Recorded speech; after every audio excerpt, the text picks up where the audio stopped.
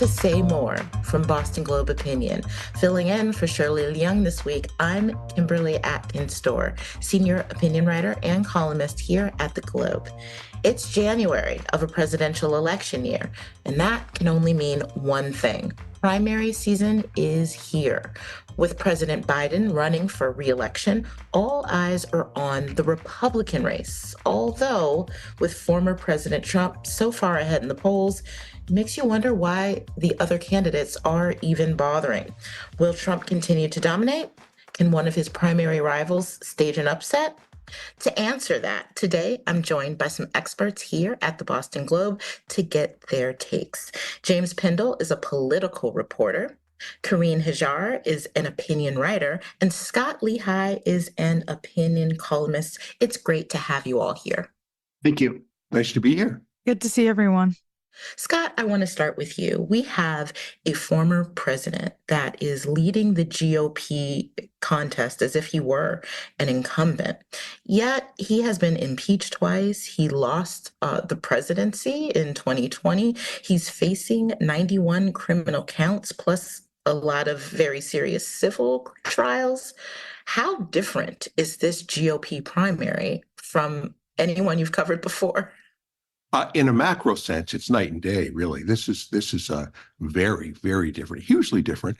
In Trump, as you say, we've got this weird collision of campaign leading candidate and some very serious allegations and trials on upcoming trials on criminality. So you've got that, but also in terms of New Hampshire is always a state that's prided itself on really getting up close and personal with a candidate.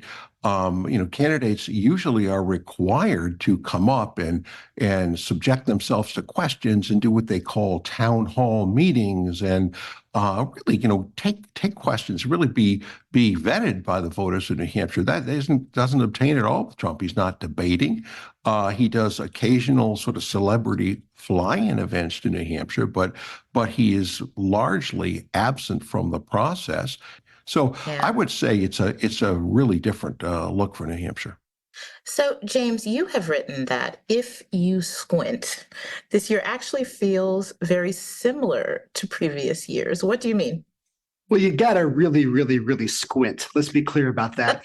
Look, this is an unusual race. Scott's right. This is really the first time since the 1890s when you have two incumbent presidents, basically, running for their party nominations. And so up until like the last month, Donald Trump's dominant lead, particularly in New Hampshire and nationwide in every early state, has meant that this is not looking like a normal campaign. It's not, I don't want to say the word coronation, but it's more of like a done deal.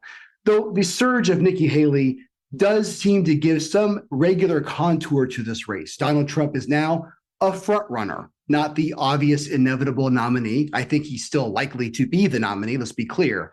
But now we have an insurgent candidate going the traditional path of New Hampshire, which is sort of the moderate Republican / independent voters, which are more majority, the plurality of voters in New Hampshire. They will play an outsized role in this state.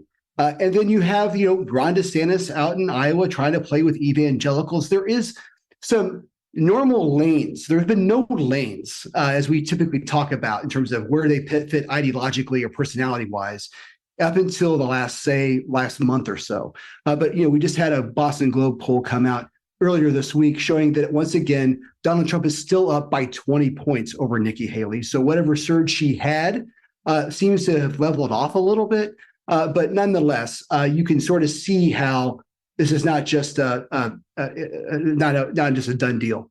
Yeah. And speaking of Nikki Haley, Carine, Trump is polling at about 60% of the vote nationally, and everyone else seems about 10% or less. But as James was pointing out, she's doing a lot better in New Hampshire, at least marginally better, right? She's still far behind Trump, but she's ahead of her opponents.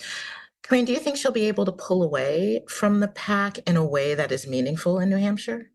I think it's all going to depend on New Hampshire. That's certainly the campaign strategy. And I've talked to Governor Sununu, who endorsed Nikki Haley, and he's saying, he's really confident that she's going to be able to pull away in New Hampshire and that she's going to be able to beat Trump.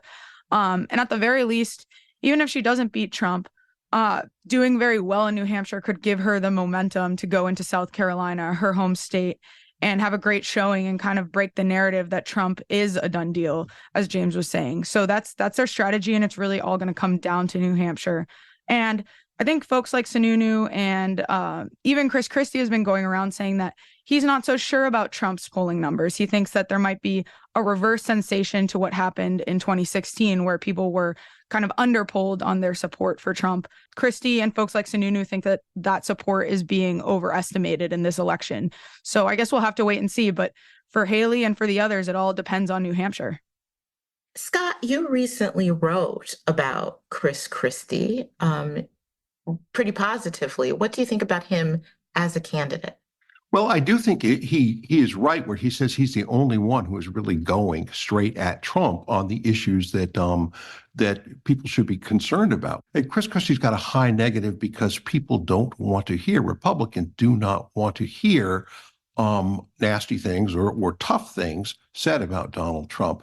But I think this race, my feeling on it is that if no late breaking voter is going to break for Donald Trump. I mean, Donald Trump is not a ship that you easily get aboard. He's essentially a submarine at this point. So I don't feel like he gets any of the late break. And I think a lot of this race comes down to the undeclareds. In New Hampshire, you can go in as an independent and take a Republican or Democratic primary ballot. And I don't think any of those people, obviously, are going to break for Trump. And the undecideds. And as I say, there are not a lot of undecided voters, but I don't think any of them will break for Trump. So I think this race is going to, Trump is currently north of 40. I think this race ends in the 30s and as a single digit race with Trump and Nikki Haley within, as I say, single digits of one another.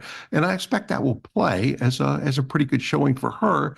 And then, at least for her, as Carine says, it will be on to South Carolina and a showdown there. So I think it's going to be a really interesting vote. And I think that the storyline that this is all, that Trump has New Hampshire wrapped up is just wrong. So, Carine, what do you think about Chris Christie? He's polling at about 10%. In New Hampshire, he has told us, the Ed Board, that he's very serious about this campaign. But what do you think about the idea of a coalition anti-Trump candidate? Can he be that candidate? I think that he can be that candidate in terms of clearing the field for others. He's thrown a lot of effective punches at Trump. He's the guy saying all of the mean things about Trump that nobody wants to say, and kind of softening the blow for the other candidates. So Nikki Haley can kind of sneak in behind him and say, well, maybe Trump shouldn't have spent as much money. Whereas Christie's going in and throwing a direct punch. This guy threatened the Constitution and this is why I'm running. I think Christie might have to start stepping back and thinking if he's helping Trump more than hurting him. Certainly that decision is up to Christie, but in New Hampshire specifically, where, other candidates who are surging like Haley, her candidacy and nomination really depends on winning New Hampshire. And, the strategy is to go on and use that momentum to win other primaries. I think that Christie really needs to ask himself if he is blocking an anti-Trump candidate and staying in the race in New Hampshire. Right now, he's taking away about 10% of voters from another candidate. And based on the interviews I've had with voters up in New Hampshire, it looks like a lot of those folks would be open to voting for Haley more than anyone else if he did drop. And given that that's the main goal of his campaign, which is to beat Donald Trump, it might be worth stepping back and thinking, am I helping the guy more than hurting him? So I think that Christie's going to have to make some hard decisions. So this brings up a question for me, and I will throw it to Scott and James to give your thoughts on this. If you're talking about forming a coalition behind an anti-Trump candidate, is there really an anti-Trump candidate in the GOP race besides Chris Christie? I mean, you have Nikki Haley. Yes, Nikki Haley and Ron DeSantis are running against Trump, but they also both said that they would pardon him. They also both use MAGA phraseology. You saw Nikki Haley, in my opinion, sort of playing footsie with Civil War denialism, Scott. Would that actually be an anti-Trump candidate if either one of them even can catch him?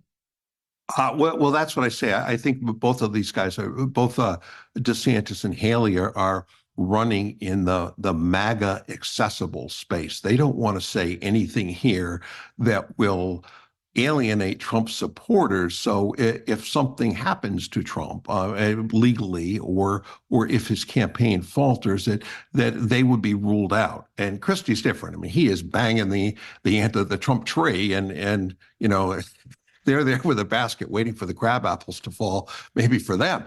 But yeah, I mean, clearly neither DeSantis nor Haley has made a very hard, tough anti-Trump case. I imagine privately they both think the guy is nuts,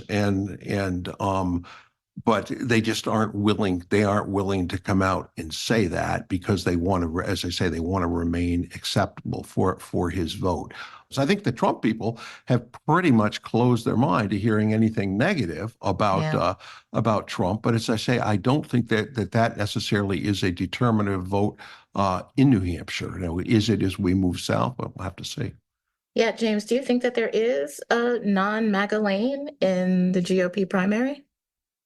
Donald Trump defines this race, whether you're with him or you're against him. And then when you get into the machinations of, is DeSantis enough against Trump? Is Haley enough against Trump? Famously, just a few days ago, she said that she still wouldn't rule out being his vice presidential candidate. But it's about math. 40%, 45% of the party is with Trump. About 30% definitely not. And then there's another 30% that likes Trump and is ready to move on. And you cannot be the nominee unless you somehow appeal to enough of a group of folks who are at least, culturally aligned with Trump. And so, can they nominate someone other than Trump? Yes, maybe that's the question versus an anti-MAGA. This is where the party is at right now. Our political panel continues after this short break.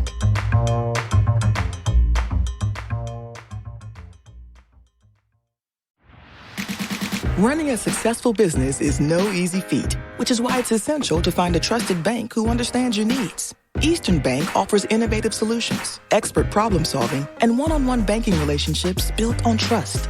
As both a full-service commercial bank and the #1 SBA lender in Massachusetts for 15 years running, we're here to help guide you through every stage of your business journey.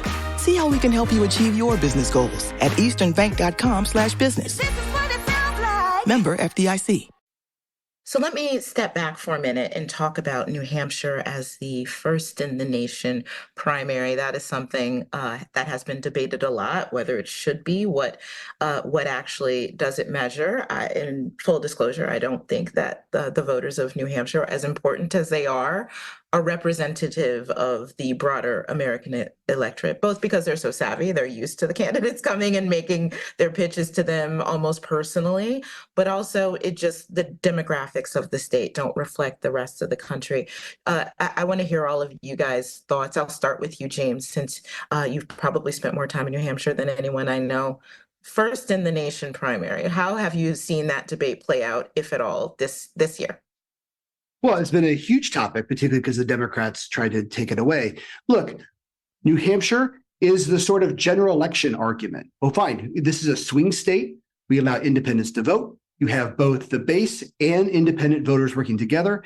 And together, those first two states winnow down the field. Mm-hmm. Then we have South Carolina, which puts a stamp on pretty much who the nominee is going to be heading into Super Tuesday. If you believe, as I do, that at some place, a person running for president who is usually a U.S. senator, a governor, someone successful in business, they live in a rarefied era. Who they talk to, who they text with, who they go to parties and vacations with, by definition, they are not everyday Americans. If you believe that we should have just a little bit, and we're talking about literally on the ground in these states, 30, 40 days, that they should have to engage and take questions from real everyday Americans in a platform that allows the underdog and the little guy so the best ideas come forward, well, then you need a system like in Iowa and New Hampshire that does have a fair playing field versus a consultant-driven or TV ad-driven situation. Is Iowa, New Hampshire, particularly New Hampshire, been perfect? No. Is it racially diverse? No. Is it highly college educated? Yeah, it's one of the top in the country. It's the third wealthiest state in the country. There's a lot of ways it stands out. But if you want to talk about creating an open platform where we can actually have an open discussion about the future of the political party that they're discussing or the future of America, it's hard to do better than what New Hampshire's 100-year track record has done. Carine, what do you think? I want to go back to a point that James made about New Hampshire being more representative of perhaps a general election and what it would look like to build a coalition beyond just the base. And I think that that's why New Hampshire is so important to everyone but Trump. Basically, he hasn't really been as present in the state, where as you're seeing Christie on the ground all the time. And he had quite a sprint a couple of weeks ago and packed function halls, cafes, diners. And you're seeing basically all the other candidates do that, except for DeSantis seems to be winding down. But I think for Christie and Haley specifically, they're trying to make the case that they can be general election winners. And for Haley, more than anyone, in the Wall Street Journal poll that put her up against Biden, she won by 17 points. Trump is not that decisive by any means, maybe a couple points. So I think that New Hampshire, not just as a springboard for her campaign into breaking the narrative that Trump is the winner, but also to make the case that, look, I can win over MAGA voters. I can win over independents. I can even win over Democrats. I've talked to Democrats at her events who are not so sure about President Biden's leadership. They don't love Trump. They don't even love Nikki Haley. They just think that she's a unifier. And I think she's trying to prove that she's a unifier. So I think this is a great experiment for Haley and for the Republican Party to see, what does a general election winner potentially look like? Yeah. So Scott, I want your thoughts on New Hampshire's place in this primary, but I also want you to include Democrats too. Of course, there is no race in on the Democratic side. In fact, President Biden is not even on the ballot in New Hampshire. How do you think that affects Democrats? I'm a big fan of New Hampshire, although I will say on the Democratic side, New Hampshire in the last X number of cycles has tended to fall in love with the candidate next door.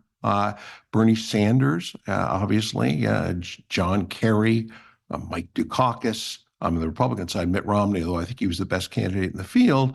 But that said, I am a fan of New Hampshire. I think it's a small state that has a lot of different sort of venues and interests and gets at a lot of things. There are very rural parts of it. There are high-tech parts of it.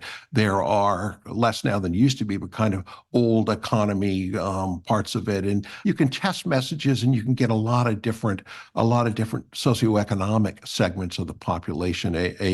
A way to weigh in. So, but on the Democratic side, this time around, it's not much of a race here, obviously. But I do think the DNC made a little bit of a mistake by sending sort of a shirty letter to the Democratic Party in New Hampshire, saying, how dast thou hold a primary? Well, we've decided you aren't in the window.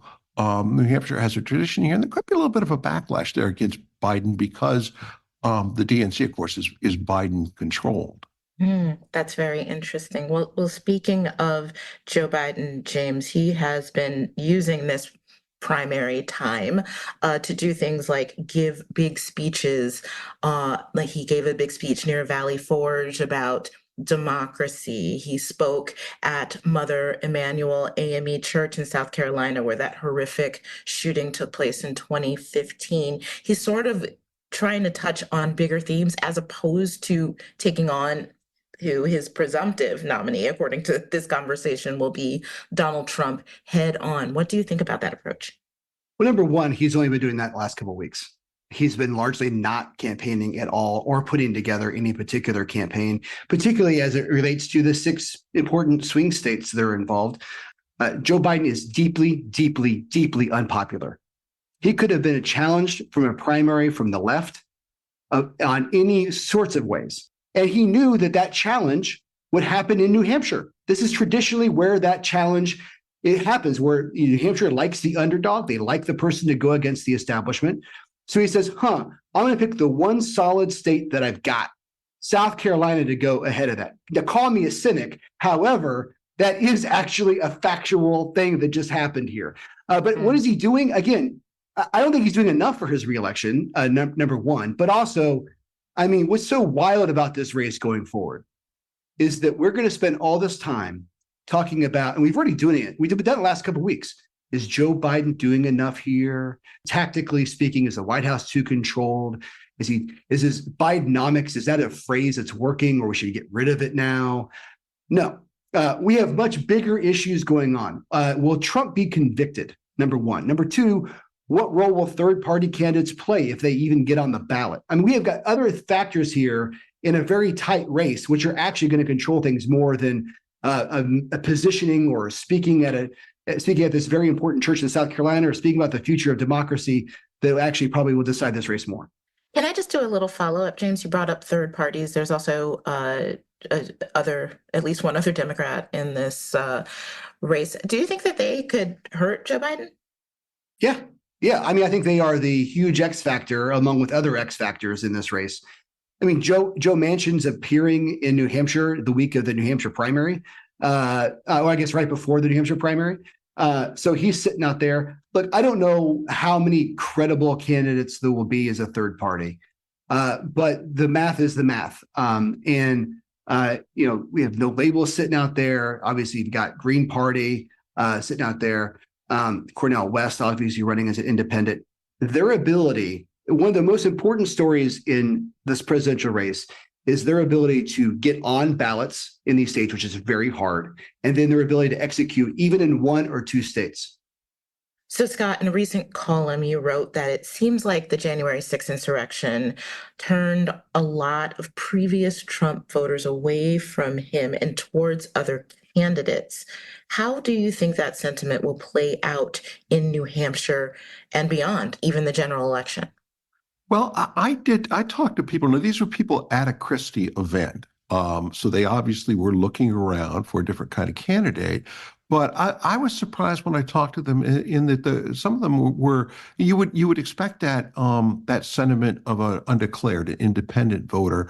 But 3 or 4 of them were Republicans and longtime Republicans. And they just said, no, I cannot vote for a guy who essentially fomented the storming of the United States Capitol. I will not do it. That was it. I'm done. So I do think that being a Trump supporter, I think one of two things have happened. Some people said, wow, that was a break for me, or they have found an elaborate way to rationalize it all away. And the powers of partisan rationalization are absolutely immense. And I think that for most of MAGA, you look at some of these polls, they're saying, well, hey, this wasn't, the FBI did this. And you remember early on, some of them were saying, even Congress people were saying this was Antifa. I do think it's a dividing line for a lot of people, but I think a lot of Republicans, conservative Republicans or Trump Republicans, nationalist, populist Republicans fall on the Trump side of that, and they are willing to rationalize it away. But I do think that for other people, it's the traditional Republicans, many of who are quiet as church mice when it comes to elected officials. But in the grassroots, I think a lot of those people said, hey, that's it with me and Donald Trump, and they're looking around for someone else. Carine, what have you been hearing on that front, especially now that we have challenges to Trump's very eligibility to be on the ballot, challenges that have reached the Supreme Court? What are you hearing from voters about that? I think that that's only energizing MAGA voters who, as Scott pointed out, are able to rationalize his trying to violate the Constitution, his trying to rule the party with an iron fist. I think that this just only energizes them further and gives them another reason to say, hey, look how the establishment is out to get us.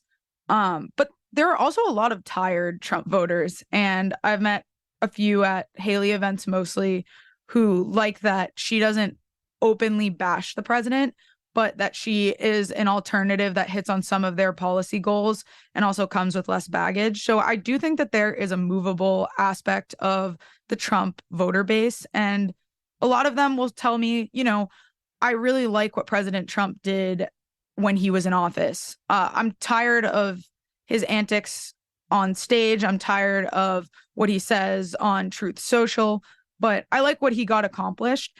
The pull between the frustration of Trump's antics and also the frustration with establishment attacks, as they'll call it, like, Maine taking him off the ballot, things that they see as an overreach and very might well be an overreach. This has to go to the Supreme Court, of course, and probably will. But I think that they're pulling between those two things right now and trying to decide, is it worth sticking with our guy because the establishment has been unfair to him, or is it worth moving on with somebody who might help us achieve some of the goals that Trump helped us achieve without all the baggage? Yeah.